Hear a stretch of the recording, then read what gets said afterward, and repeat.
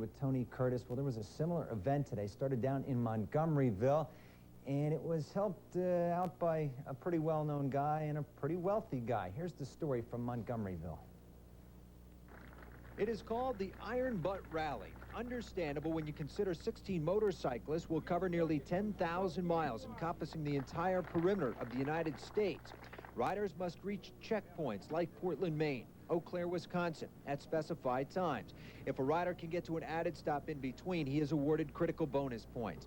Now, many people think motorcycling is for Hell's Angels only, but one of the world's richest men, Malcolm Forbes, is a motorcycling enthusiast. He helped kick off the race today.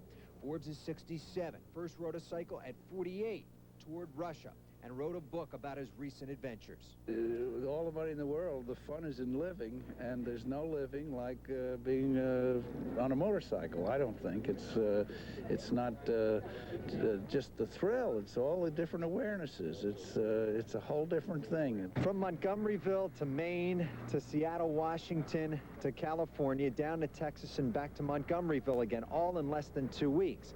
Why do they do it?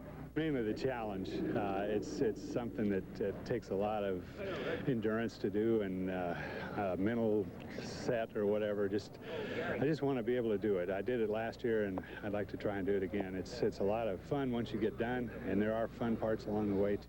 Last year, only 11 of 24 riders finished. Mechanical problems and fatigue, the key factors.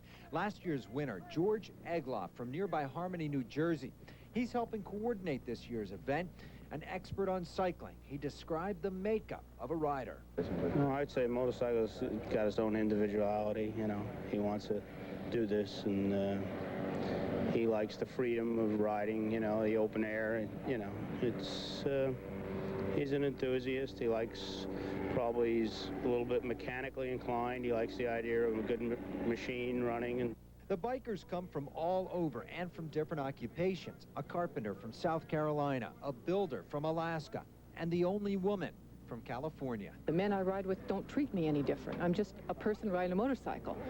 Some are family people, too. Lori Kneebone will wait while her husband, Mike, makes the trek. Well, he does what he wants anyway, and I figured this is the best way to show him that he's nuts. They will return September 6th. Saturday in Montgomeryville, and at that time I'll have a winner, and those guys will know why they call it the Iron Butt Run. I asked Malcolm Forbes, I couldn't resist, I says, what is it like to be one of the wealthiest men in the world? And he looks me dead in the eye and he says, it's cool, I recommend it. I guess that's what I'd say. He said I recommend it. I'll be back at dream about traveling across the country, but many of us never really get the chance to do it. Well, tonight a Low Country man is gearing up for his third trip around the country by way of motorcycle. As TV2's Coretta Robinson reports for us tonight, some people call him crazy, but he says he's nothing more than a determined biker.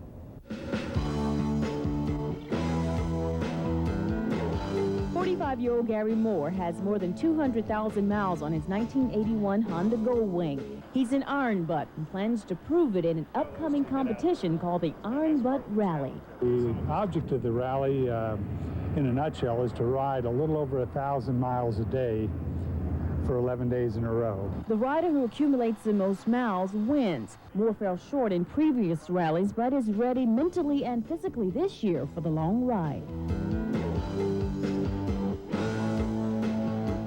Confidence is a lot to do with it. It's a lot of mental preparation, you might say, or mental stick-to-itiveness. It also helps to have a strong back and a comfortable seat. Not everyone can be an iron butt. He's definitely the only one I know of foolhardy enough to do this. Friends laugh, but Moore says he's only crazy enough to bring home the trophy and the bragging rights. Now, this Iron Butt contest sounds long and it sounds hard, but it sounds like a challenge I'm crazy enough to take. See you in 2 weeks!